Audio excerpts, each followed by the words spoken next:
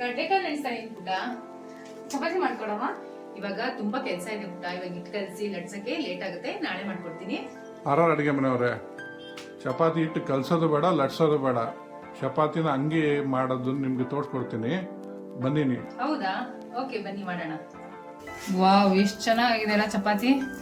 ನೋಡಿ, ಕಲಸಷ್ಟಿಲ್ಲ, ಲಟ್ಸಷ್ಟಿಲ್ಲ.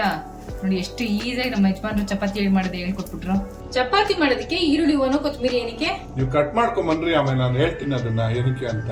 ಈರುಳ್ಳಿ ಒಣ ಕೊತ್ತಂಬರಿ ಕಟ್ ಮಾಡ್ಕೊಂಡ್ ಬಂದಿದ್ದೀನಿ. ಇವಾಗ ನೆಕ್ಸ್ಟ್ ಏನ್ ಮಾಡೋದು? ಅದೆತ್ತು ಸೈಡ್ ಗಿಡಿ ಒಂದ್ ಬೇಸನ್ ತೋಡಿ ಏನ್ ಮಾಡ್ಬೇಕು ಅಂತ ಹೇಳ್ತೀನಿ. ಇವಾಗ ಕಟ್ ಮಾಡ್ಕೊಂಡಿರೋ ಈರುಳ್ಳಿ ಹೂವನು ಕೊತ್ತಂಬರಿನು ಈ ಬೇಸನ್ಗೆ ಹಾಕೊಳ್ಳಿ. ಒಂದು ಅರ್ಧ ಟೇಬಲ್ ಸ್ಪೂನ್ ಉಪ್ಪು ಹಾಕೊಳ್ಳಿ, ಇದಕ್ಕೆ ಹೇಳ್ತೀನಿ. ಇವಾಗ 2 ಕಪ್ಪು ಮೈದಾ ಹಿಟ್ಟು ಹಾಕೊಳ್ಳಿ. ಇದಕ್ಕೆ ಮೈದಾ ಹಿಟ್ಟು ಹಾಕೋಬೇಕಾ? ಮೈದಾ ಹಿಟ್ಟು ಏನ್ ಬೇಡ, ಗೋಧಿ ಹಿಟ್ಟಲ್ಲೂ ಮಾಡ್ಕೋಬಹುದು. ಆದ್ರೆ ನಾನು ಇವತ್ತು ಮೈದಾ ಹಿಟ್ಟಲ್ಲಿ ಮಾಡ್ತಾ ಇರೋದು, ಅದಕ್ಕೆ ಮೈದಾ ಹಿಟ್ಟು ಹಾಕೊಳ್ಳಿ ಅಂತ ಹೇಳ್ತೇವೆ. 1 ಟೇಬಲ್ ಸ್ಪೂನ್ ಸಕ್ಕರೆ ಹಾಕೊಳ್ಳಿ. ಸಕ್ಕರೆನೇ ಹಾಕೊಡ್ರಿ ಮೇಡಮ್. ಇವಾಗ ಇದನ್ನ ಗಂಟಿ ಇಲ್ದಿರಂಗೆ ನೀರ್ ಹಾಕೊಂಡು ಚೆನ್ನಾಗಿ ತಿಳಿ ದೋಸೆ ಹಿಟ್ಟು ಕಲಿಸ್ತೀವಲ್ಲ ಆ ತರ ಕಲಸಿ ಹೇಳ್ತೀನಿ, ನೀರ್ ಹಾಕೊಂಡು.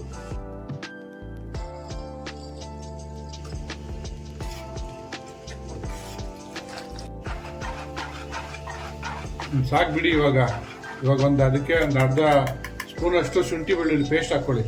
ಶುಂಠಿ ಬೆಳ್ಳುಳ್ಳಿ ಪೇಸ್ಟ್ ಏನಕ್ಕೆ ಹಾಕ್ತಾ ಇರೋದು? ನೀವು ಹಾಕಿ ಹೇಳ್ತೀನಿ.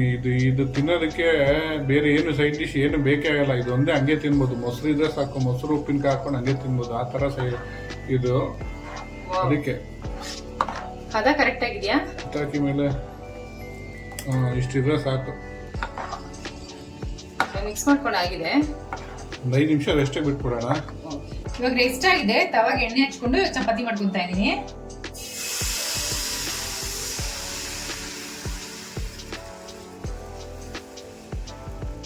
ಇವಾಗ ಇದನ್ನ ಹೆಂಗ್ ಮಾಡ್ಕೊಳ್ಳೋದು ನೆಕ್ಸ್ಟ್? ಇದನ್ನು ಇವಾಗ ಮೀಡಿಯಂ ಟು ಲೋ ಫ್ಲೇಮ್ ಮೇಲೆ ನಿಧಾನಕ್ಕೆ ಬೇಯಿಸ್ಕೊಬೇಕು. ಬೆಂದಾದ್ಮೇಲೆ ಇನ್ನೊಂದು ಕಡೆ ತಿರ್ಸ್ಕೊಂಡು ಬೇಯಿಸ್ಕೊಬೇಕು ಇದನ್ನ. ಸರಿ ಸರಿ. ಇವಾಗ ತಿರ್ಸ್ಕೊಂಡು ತಿರ್ಸ್ಕೊಡಿ ಇವಾಗ.